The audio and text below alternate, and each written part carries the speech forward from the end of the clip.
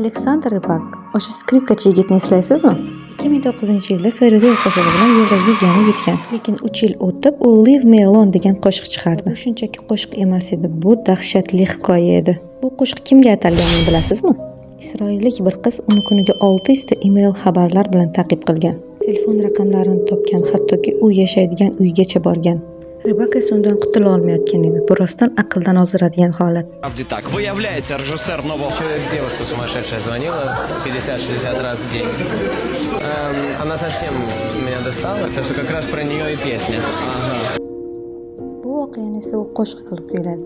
Leave me alone, tasdala meni. Tinch qo'y meni. Klipda esa uning ruhiy holatini shifoxonada aks ettirishdi.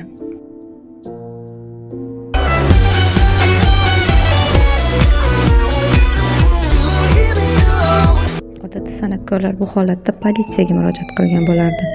Rybak esa musiqaga aylantirdi. Bu nafaqat ijod, bu terapiya. Va siz buni eshitayotganingizda aslida uning ichki qo'rquvini his qilasiz. Ajoyib tomoni shundaki, bu qo'shiq hazil bo'lib eshitiladi, lekin ichida qorong'u haqiqat yotibdi. Nima deb o'ylaysiz, o'sha isroillik qizga nima bo'lgan? Kommentariyada yozib qoldiring. Bu men uchun ham juda ham qiziq. Agar sizga musiqani orqasida yashirilgan sirlar qiziq bo'lsa, like bosib obuna bo'ling. Keyingi videoda yana bitta sirni ochamiz.